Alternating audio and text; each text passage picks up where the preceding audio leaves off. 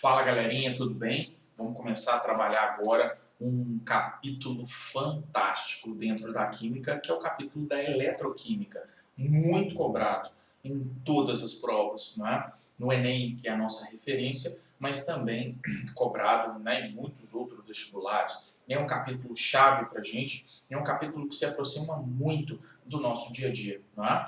O que a gente estuda essencialmente dentro, né, desse capítulo? Aqui, né, é o estudo das formas de conversão, das formas de conversão entre energia química, né, que é importantíssima para a gente nesse momento, entre energia química e energia elétrica, ok? Então nós vamos estudar tudo, né, que estiver dentro do nosso alcance para que essas conversões fiquem bem claras quanto às montagens necessárias e quanto à dinâmica desses processos, tá bom? Aqui nós vamos, analisar essencialmente isso. A energia química, né, ao se converter em energia elétrica, não é? E isso acontece dentro de dispositivos adequados, tá? Que nós vamos aqui chamar, né, de células voltaicas ou células galvânicas, né? Essas células são os dispositivos por nós serão montados para que a energia química se converta em energia elétrica, ok? E há a possibilidade também da gente converter energia elétrica em energia química, né? Essa análise também, ela vai fazer parte do nosso estudo, tá bom? E a conversão de energia elétrica em energia química, ela acontece em células eletrolíticas. Ok? Agora, da mesma forma que as conversões entre duas, né, formas diferentes de energia ali acontecem, em um desses sentidos, né, o processo ele vai ser espontâneo. Sempre que eu tenho duas formas de energia se convertendo uma na outra, uma transformação no sentido reacional, ele vai ser espontâneo enquanto o outro não será, tá bom? Então, por exemplo, né, algo mais próximo da gente, da realidade, da macrofísica, né? Por exemplo, se eu soltar esse pincel, ele cai. Não é? Por quê? Energia potencial gravitacional vai se transformar em energia cinética. Essa transformação de uma forma de energia em outra é espontânea, ok? Enquanto a energia cinética não se transforma em energia potencial sozinho, né? Esse processo aqui, ele é forçado, não é? Eu preciso realizar trabalho para que isso, né, venha a acontecer. No caso dessas conversões, a conversão de energia química em energia elétrica, ela é espontânea. Aqui, né, o ΔG desse processo é menor do que zero, tá? E o que por nós, né, de forma indireta ali, vai estar associada, né, ao potencial, né, do processo. Então, nós vamos depois fazer um cálculo de tudo isso. E a conversão de energia elétrica em energia química, ela aqui seria uma conversão não espontânea, tá? Então, o fato dessa primeira conversão ser espontânea quer dizer que ela é capaz, né, de realizar trabalho, tá bom? O que é verdade, né? Essas células voltaicas, um exemplo, uma pilha, né? Ali ela realiza trabalho elétrico e acende uma lâmpada, né? Enquanto a conversão de energia elétrica em energia química é um processo não espontâneo, é um processo que precisa ser forçado para que aquela transformação energética venha a acontecer, tá bom? Então, enquanto aqui, dentro da dinâmica do nosso capítulo, a conversão de química em elétrica produz energia, né? A conversão de elétrica em química vai consumir energia, tá bom? Então, nós vamos estudar essencialmente isso durante todo o capítulo, tá? tá? E a gente aqui pode contextualizar isso em infinitas situações que estão, né, no nosso dia a dia, e a gente vai falar de todas elas, tá bom? Ou da maioria, né, porque tem infinitas possibilidades. Então, lá vamos nós. Agora, antes da gente estudar os dispositivos aqui que precisam ser montados de forma adequada e tudo mais, a gente tem que formar uma base legal, tá bom? Para que depois estudar isso aqui se torne algo absolutamente complementar, tá bom? Então, dentro dessa eletroquímica, antes da gente estudar pilha, estudar eletrólise, né, que são coisas que vocês já ouviram falar, aqui, de cara, a primeira coisa que a gente tem que fazer é o estudo dos potenciais. E esses potenciais são representados, né, pela letra E, ok? Maiúsculo, tá bom? O que é esse tal potencial? Aqui, gente, essas conversões de energia química e elétrica em química, elas acontecem a partir de processos de oxirredução, tá bom? São reações redox, onde eu tenho espécies reduzindo e onde eu tenho também espécies oxidando, tá bom? Esse potencial, né, ele fornece a tendência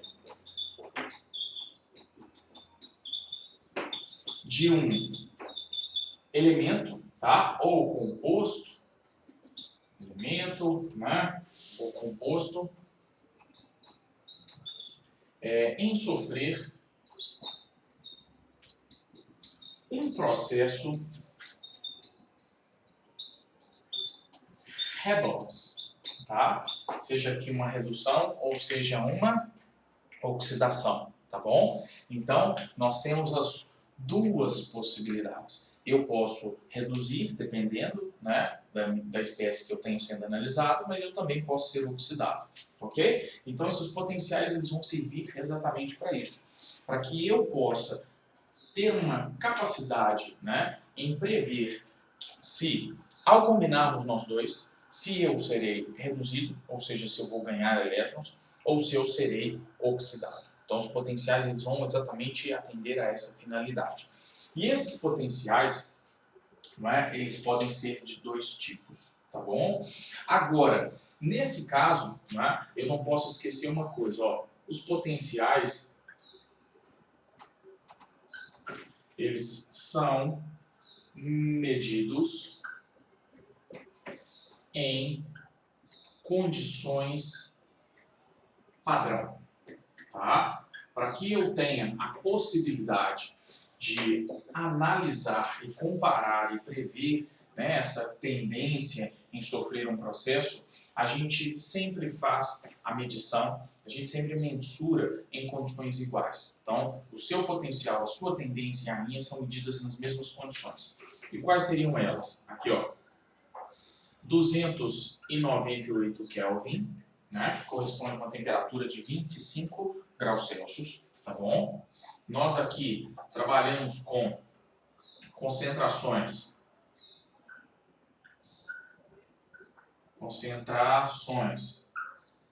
de 1 mol por litro, né, caso eu esteja, claro, trabalhando com soluções, não é? E nós aqui trabalhamos a pressão de 1 atm, caso, né, eu esteja ali medindo o potencial de uma espécie que esteja no estado gasoso, tá bom? Então, os potenciais eles sempre vão ser medidos nessas condições. E aí, nós vamos dizer que um potencial medido nessa condição, ele é um potencial padrão. E esse potencial padrão, ele é especificado aqui pela letra E maiúscula, né, com essa bolinha na parte superior direita. Então, quando a gente encontrar esse potencial, ele é medido em condições padronizadas. Isso por quê, gente? Porque se eu fizer a medição do meu potencial a 25 graus e medir o seu potencial a 50 graus, né, eu perco o parâmetro de comparação.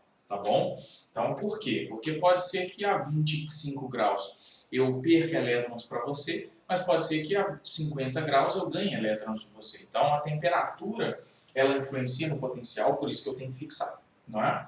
A concentração dos íons em solução interfere no potencial, não é? E a pressão, caso exista ali componentes gasosos, também vai interferir em tudo isso, tá? Então, os potenciais, eles obrigatoriamente precisam ser mensurados dessa forma, tá bom? E aqui, não é? Utilizamos o potencial, utilizamos o potencial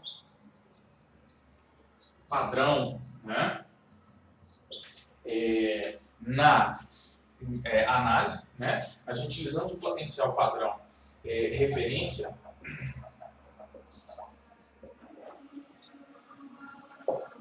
dado por,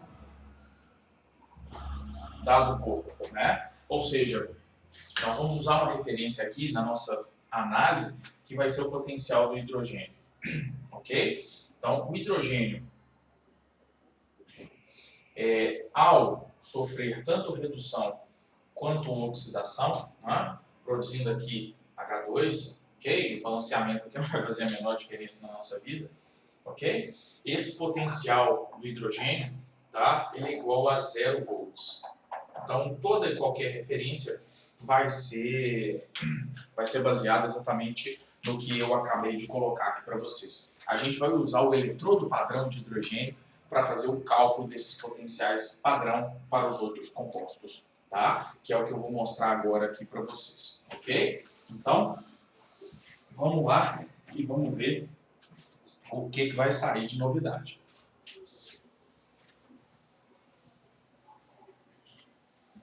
Então, vamos lá. Ó, esses potenciais, né, primeiramente, eles podem ser de dois tipos, né? E aí a gente precisa entender isso, ó. Os potenciais padrão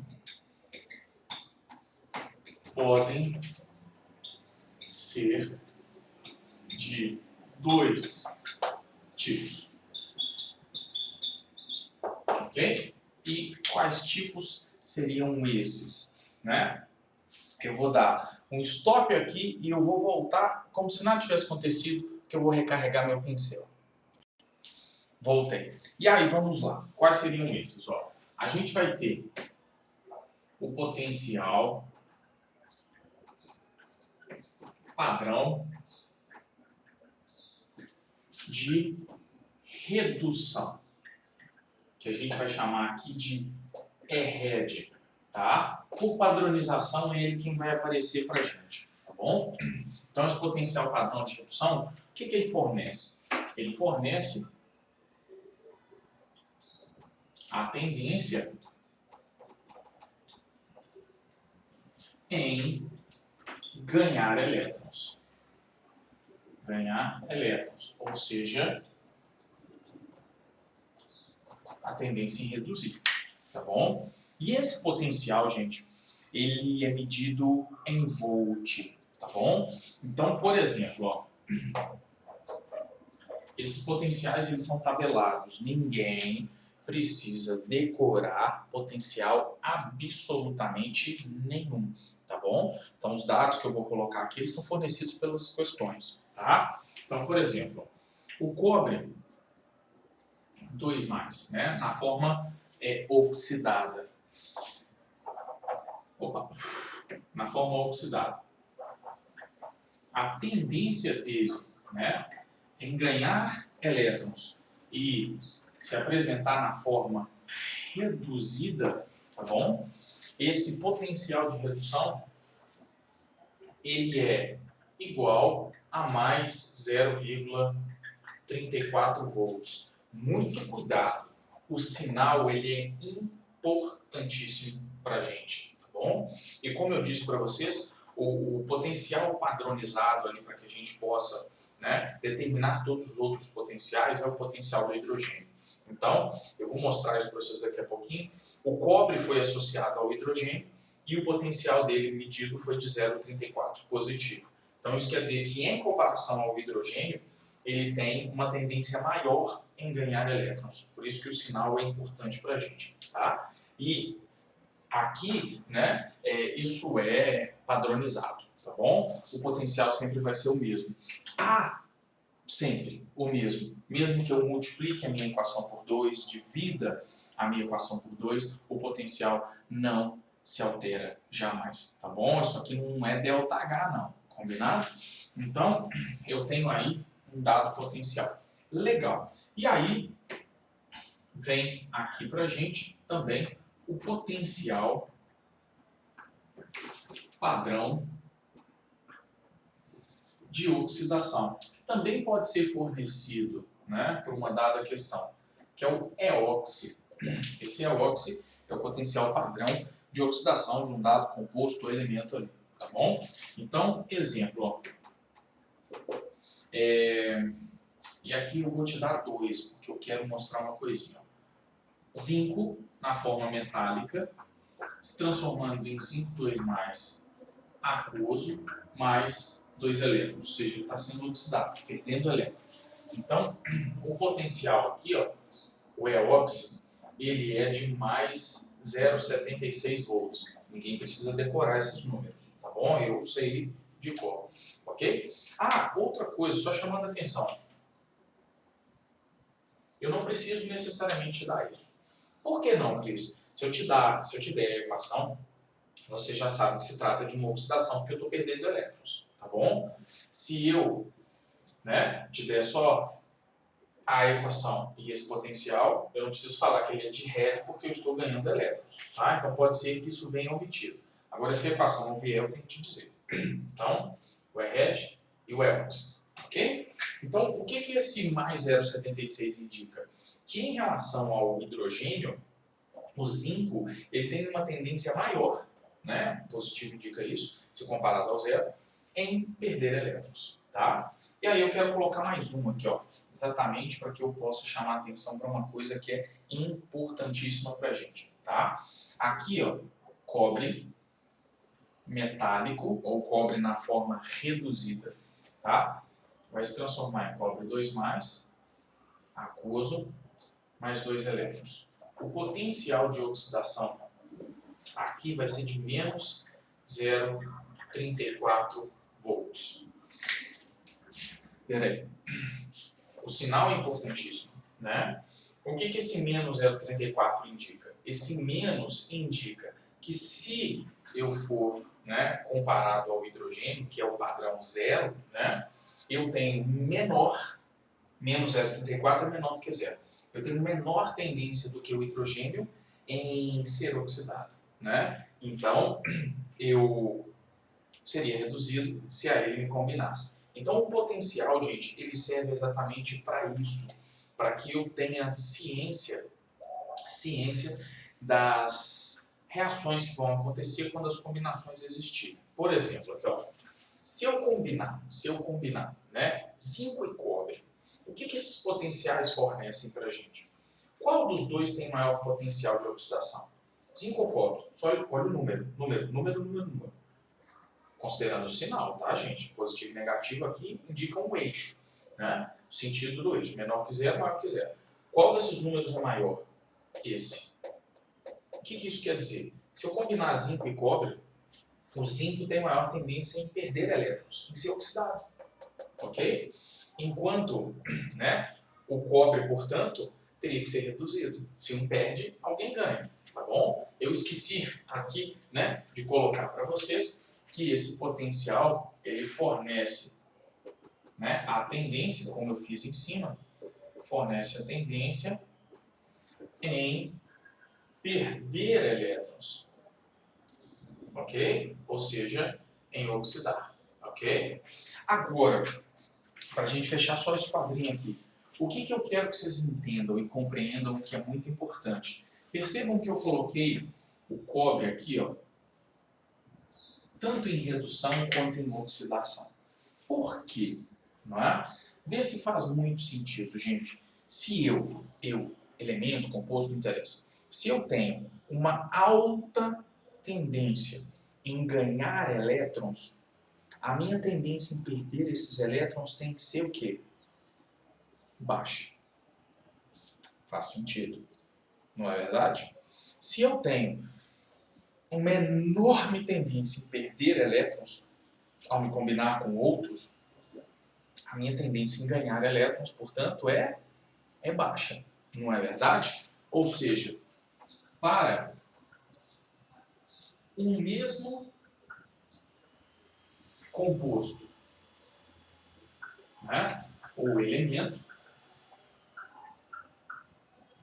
temos, ok? Que o potencial de redução ele é absolutamente igual ao potencial de oxidação. Absolutamente igual. Só que com sinal trocado. Então, vocês estão vendo que a redução é mais 0,34, a oxidação é menos 0,34.